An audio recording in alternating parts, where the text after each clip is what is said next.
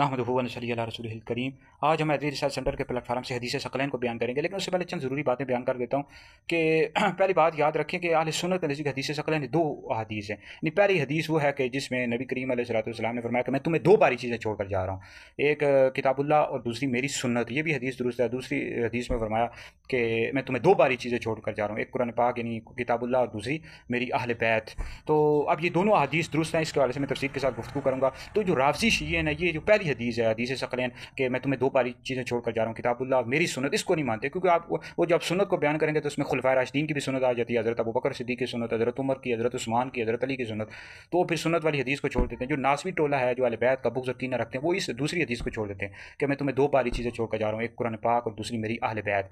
तो ये राफजी और नासबी जो हैं, राफजी और नासबी, ये दोनों जो हैं, ये एक अहले बैत का, ये नासबी अहले बैत का बुग़्ज़ और कीना रखते हैं, और जो राफजी शिय्ये हैं ये खुलफाए राशिदीन अबू बकर, उमर, उस्मान, अली, बिलखुसूस खुलफाए सलासा से बुग़्ज़ और कीना रखते हैं। तो उस हदीस को वो छोड़ देते हैं। तो आज मैं इन दोनों हदीस को बयान करूँगा, हदीस सकलैन को बयान करूँगा। भाई उम्मत की गुमराही की वजह क्या, उम्मत क्यों गुमराह हुई? भाई किसी ने खुलफाए राशिदीन के तरीके को छोड़ दिया और किसी ने अहले बैत का बुग़्ज़ और कीना रखा है। जो राफजी शिय्ये हैं, अहले बैत जो खुलफाए राशिदीन हैं उनके तरीके पर अमल नहीं करते, उनसे बुग़्ज़ और कीना रखते हैं। जो नासबी हैं ये अहले बैत का बुग़्ज़ और कीना रखते हैं।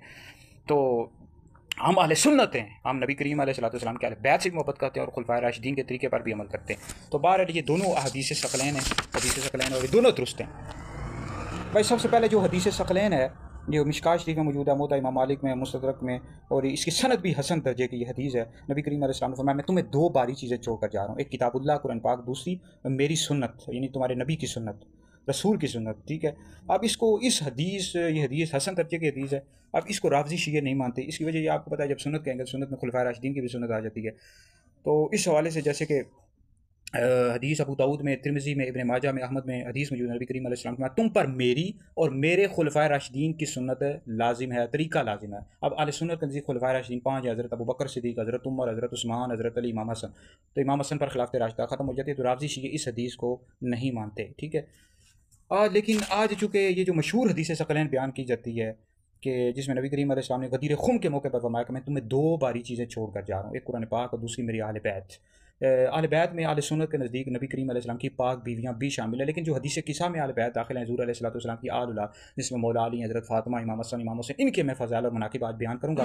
और बाकी चूँकि हज़ूर अलैहिस्सलाम की ये जो अहले बैत है, यानी जो सादात हैं, सैयद हज़रात हैं, हज़रत बीबी फ़ातिमा ज़हरा रज़ियल्लाहु ताला अन्हा की जो औलाद है, तो क़यामत तक बाक़ी है। तो इनसे मोहब्बत करना, अक़ीदत रखना ये ज़रूरी है, फ़र्ज़ है। हज़ूर अलैहिस्सलाम की जो अहले बैत है, इनसे मोहब्बत और अक़ीदत रखना फ़र्ज़ है, लाज़िम है। तो याद रखें, नबी करीम अलैहिस्सलाम की किसी भी ज़ौजा की, बीवी की तौहीन करने वाला शख्स दोज़खी है, राफ़ज़ी और अहले सुन्नत व जमात से खारिज है। उम्मुल मोमिनीन हज़रत आयशा सिद्दीक़ा रज़ियल्लाहु ताला अन्हा नबी करीम अलैहिस्सलाम की ज़ौजा हैं, हज़ूर अलैहिस्सलाम की अहले बैत में से हैं। तो उनकी तौहीन करने वाला दोज़खी है और अहले सुन्नत व जमात से खारिज है। तो हज़ूर अलैहिस्सलाम की ये जो अहले बैत है, जिसमें हज़ूर अलैहिस्सलाम के घर वाले हैं, मौला अली, हज़रत फ़ातिमा, इमाम हसन, इमाम हुसैन है। तो ये जो हदीस है, मैं तुम्हें दो बारी चीज़ें छोड़कर जा रहा हूँ, किताबुल्लाह और मेरी अहले बैत, मुस्नद अहमद बिन हंबल में मौजूद है, तबरानी में ये हदीस मौजूद है, इसी तरह जी मुस्लिम शरीफ में हदीस मौजूद है। तो ये हदीस बिल्कुल दुरुस्त है जी। और बाकी यानी अहले बैत से मोहब्बत रखना, अक़ीदत रखना, इनका एहतराम करना, इस हवाले से तमाम हमारे अकाबिरीन अहले सुन्नत ने इस हवाले से ये लिखा है। तो ये जो अहले बैत है, इनकी जो अज़मत के हवाले से, इनकी शान के हवाले से और इनके बेशुमार फ़ज़ाइल हैं, इस हवाले से शुअबुल ईमान में हदीस मौजूद है। नबी करीम अलैहि सल्लम ने फरमाया जो मेरी अहले बैत का हक़ ना पहचाने, या तो वो मुनाफिक है, या हरामी है, या हैज़ी बच्चा है। ये शुअबुल ईमान में हदीस मौजूद है, मुस्नद अल-फ़िरदौस में हदीस मौजूद है। इसी तरह नबी करीम अलैहिस्सलाम ने फरमाया, मुस्तदरक में हदीस मौजूद है, इब्न हिब्बान में, सियर अलामुन नुबला में, हज़रत सैयदना अबू सईद खुदरी से रिवायत है। नबी करीम अलैहिस्सलाम ने फरमाया वल्लज़ी नफ़्सी बियदिही ला युबग़िदुना अहलल बैत रजुलुन इल्ला अदख़लहुल्लाहु अन्नार, कि जो हमारी अहले बैत से बुग़्ज़ और कीना रखता है, अल्लाह ताला उस बंदे को दोज़ख में दाखिल करेगा।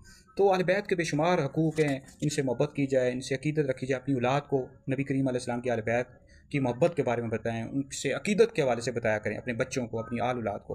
तो अफ़ज़लुल बशर बादल अंबिया, हज़रत सैयदना अबू बकर सिद्दीक़ अकबर रज़ियल्लाहु ताला अन्हु का फरमान मौजूद है बुखारी शरीफ में, जिसमें फरमाते हैं या अय्युन्नास उरक़ुबू मुहम्मदन फ़ी अहले बैती, कि सरकार का जो कुर्ब है हज़ूर अलैहिस्सलाम की अहले बैत के कुर्ब में तलाश करो। इसी तरह हज़रत सैयदना उमर फ़ारूक़ आज़म रज़ियल्लाहु ताला अन्हु के तो बेशुमार वाक़यात हैं, जिसमें अहले बैत से मोहब्बत और अक़ीदत के वाक़यात मौजूद हैं। हज़रत सैयदना उस्मान गनी के मौजूद हैं।